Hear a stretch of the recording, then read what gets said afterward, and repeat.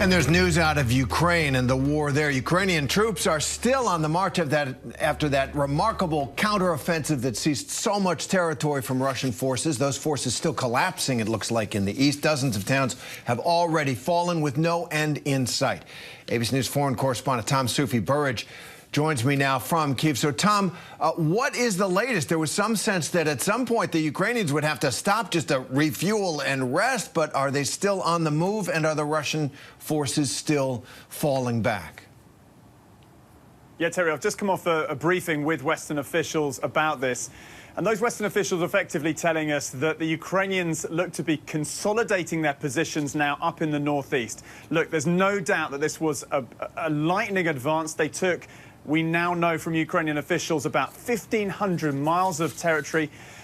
Those Western officials in that briefing saying effectively they found a gap. US officials suggesting this was not a huge number of Ukrainian troops that managed to basically rout these Russian forces. And that briefing with Western officials also telling us that effectively some of the Russian forces did withdraw in an orderly fashion, but some of the proxy forces, these kind of local forces that Russia has kind of generated and armed over the years, they're the ones that fled in a panic. And in the process, Ukraine obviously seizing a lot of weaponry and a lot of ammo too.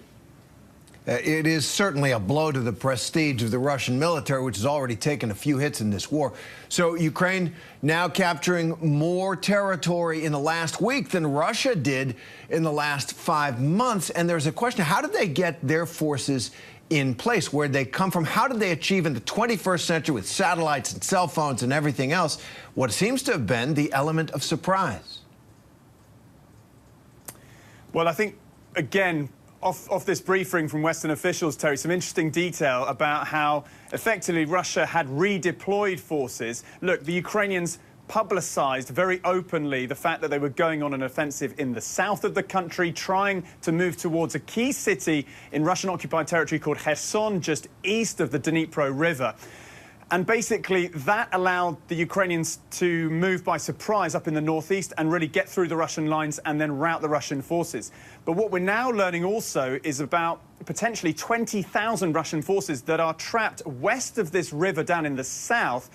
These Western officials effectively telling us that those Russian forces are in a weakened position, that they're slightly cut off because the Ukrainians are hitting the bridges over the river. And there is some talk and reports about whether there is a sort of negotiation between the Ukrainians and those Russian forces about a possible surrender.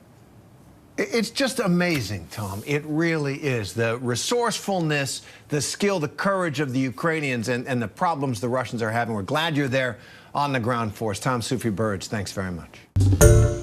Hi, everyone. George Stephanopoulos here. Thanks for checking out the ABC News YouTube channel. If you'd like to get more videos, show highlights, and watch live event coverage, click on the right over here to subscribe to our channel. And don't forget to download the ABC News app for breaking news alerts. Thanks for watching.